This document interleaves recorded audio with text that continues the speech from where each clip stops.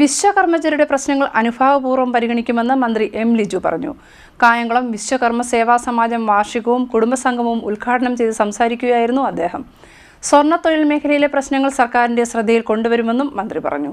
വിശ്വകർമ്മജർ നേരിടുന്ന പ്രശ്നങ്ങൾ അനുഭാവപൂർവ്വം പരിഗണിക്കുമെന്ന് മന്ത്രി എം ലിജു പറഞ്ഞു.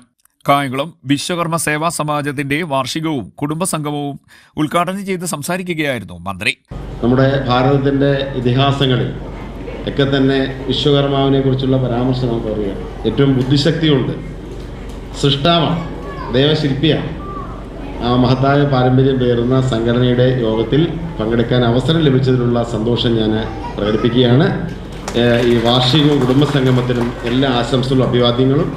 അതോടൊപ്പം കേരളത്തിലെ വിശ്വകർമ്മ സമുദായത്തിൻ്റെ നിരവധി ആവശ്യം, ഇപ്പോൾ കഴിഞ്ഞ ദിവസം സംസ്ഥാന തലത്തിലുള്ള നേതാക്കന്മാർ വന്ന് ഞാനുമായി സംസാരിക്കുകയുണ്ടായി. ഞാൻ 100% ഉറപ്പ് നൽകുന്നു, വിശ്വകർമ്മ സമുദായത്തിൻ്റെ സാമൂഹ്യമായ ആവശ്യങ്ങൾക്ക് എല്ലാ തരത്തിലുള്ള പിന്തുണ കേരള മന്ത്രിസഭയിലെ ഒരു അംഗമെന്നതിൽ എൻ്റെ ഭാഗത്ത് ഉണ്ടാകും എന്ന് ഞാൻ ഉറപ്പ് നൽകുകയാണ്.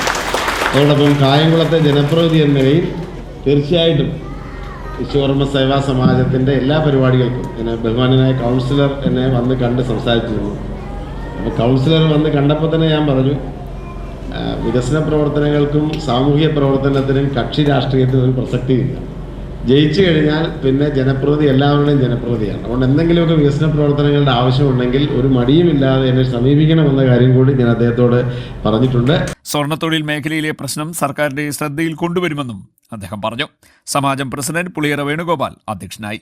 SSLC +2 അവാർഡ് വിതരണം, പ്രമുഖ വ്യക്തികളെ ആദരിക്കൽ എന്നിവയും നടത്തി. നഗരസഭ വൈസ് ചെയർപേഴ്സൺ അംബിക, BJP സംസ്ഥാന സമിതി അംഗം Palamuttath Vijayakumar, block Congress president Cheruppurath Murali, J. Radhakrishnan, Ranjitham Janardhanan, PC Gopalakrishnan, T. Ashok Kumar, P. Venugopalan Achari, P. Hariharan, K. Rangaswamy, R. Radhakrishnan, Rangam Murugan, ദിവ്യ ബാലാജി, സരിത ജയൻ, C. കുമരേശൻ എന്നിവർ സംസാരിച്ചു. CDNet news, Kayamkulam.